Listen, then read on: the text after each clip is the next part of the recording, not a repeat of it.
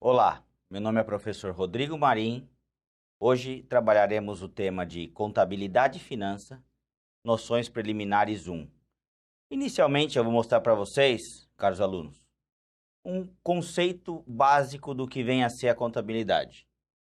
A contabilidade é a ciência que tem por função apresentar a posição patrimonial da entidade em determinado momento, visando a tomada de decisões por parte dos administradores desse patrimônio. O ponto focal da aula é esse entendimento. Então, o que eu gostaria de mostrar para vocês é que a contabilidade nada mais é do que uma fotografia. Às vezes, identificamos algumas fotografias antigas nossas e quando a gente imagina olhar alguma coisa de 2, 3, 5 anos atrás, sempre estamos com o cabelo diferente, com roupa aparentemente fora de moda para os padrões atuais, né? Mais ou menos magro, gordo. E tudo isso, trazendo para o conceito contábil, seria a mesma coisa. A contabilidade, ela avalia o patrimônio em um determinado momento, esse momento um T, tá? Vamos pensar aqui no final do ano que se passou, 31/12 do ano passado. E, além disso, ela é útil para a tomada de decisão. Então, que toda informação contábil seja útil para a tomada de decisão. Devemos entender qualquer tipo de organização, seja ela física, jurídica, que vise o lucro ou não como entidade. As empresas hoje, elas estão estruturadas, tá? Normalmente tem um CNPJ, se ela estiver regularizada, tem um alvará de funcionamento. E ela pode ser comercial, industrial, prestadora de serviço, né? Do ramo farmacêutico, siderúrgico. Todas elas necessitam de uma contabilidade certa, vigente e concreta.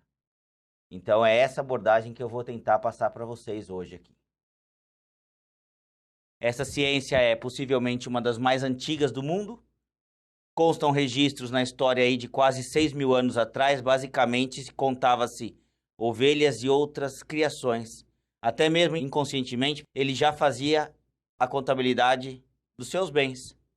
Quando ele ia mostrar para cada uma das ovelhas, para cada um dos camelos. Então, eles contavam e registravam. Isso já existe relatos arqueológicos dizendo que tinha ali alguma forma muito rudimentar da contabilidade, tá? Então, isso é importante para que a gente saiba que houve uma evolução.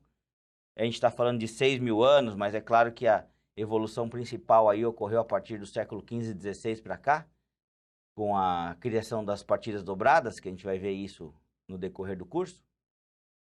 Mas o pontapé inicial foi da necessidade do homem de se apurar o seu próprio patrimônio, tá?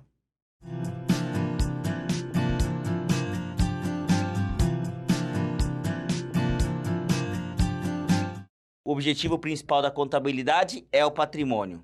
Já imaginou em algum momento um veículo em determinada velocidade sem ter motorista? Um avião sem ter piloto? Um barco sem ter leme? Essa é a abordagem da contabilidade. Imagine uma empresa sem contabilidade, seria tão catastrófico quanto esses 3 exemplos, tá? A contabilidade serve para dar esse norte, para dar esta direção estruturada e de controle para a empresa. Assim, devemos ver uma empresa sem contabilidade, tá?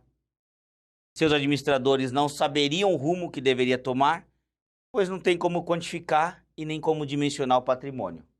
Uma empresa sem contabilidade é a mesma coisa que um carro sem motorista. A tendência é estar desgovernada.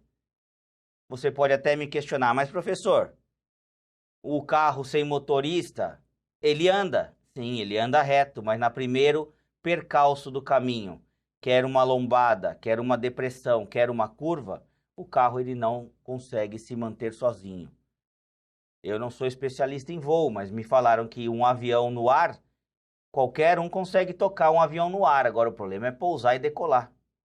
Então isso já seria mais ou menos da mesma forma o mundo contábil também.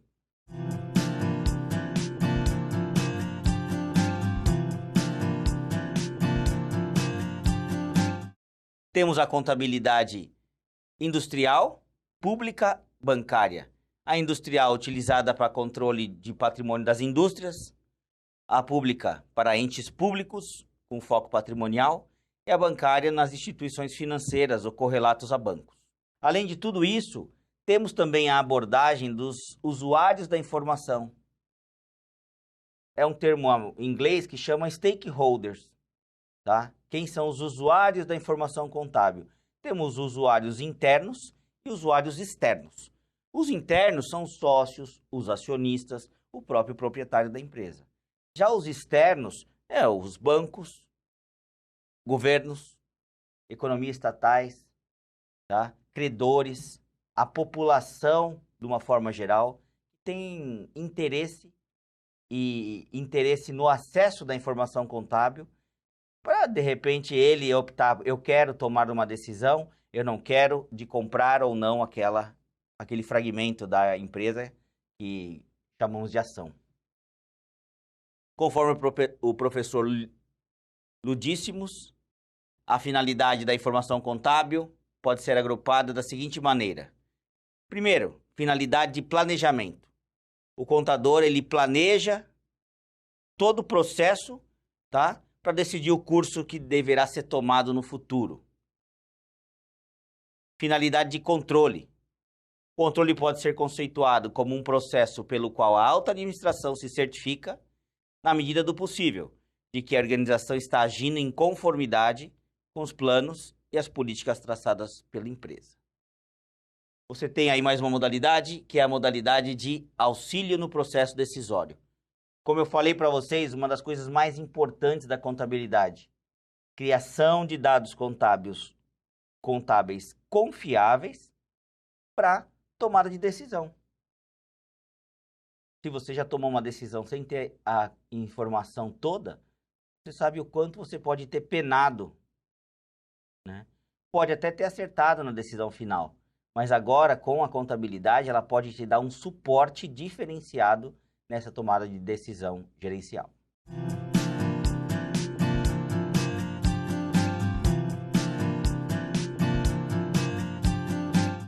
Os princípios básicos da contabilidade são entidade, continuidade, registro pelo valor original, oportunidade, competência e prudência, tá?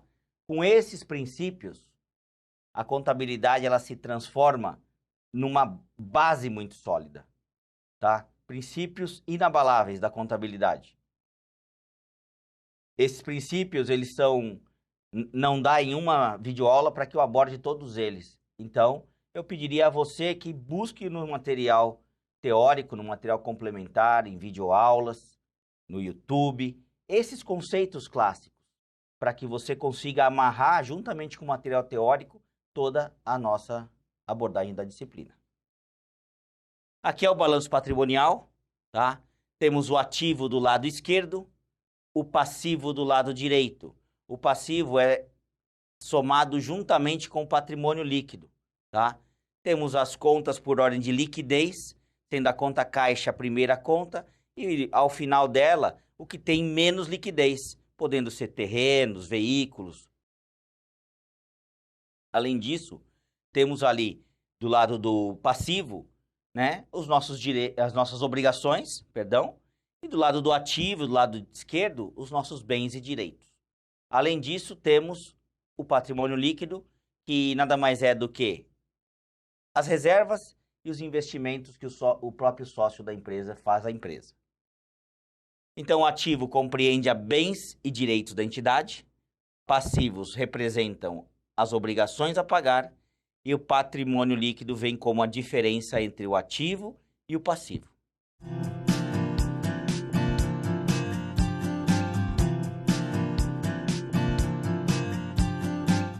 Patrimônio líquido é composto de capital, que é o investimento inicial dos sócios, efetuado pelo proprietário em troca de ações, cotas e outras participações. E o lucro, tá? Que é o resultado da empresa em determinado momento um determinado período, podendo ele ser bom, se chamando lucro, ou se aparentemente ele for negativo, ruim, ele vai chamar prejuízo.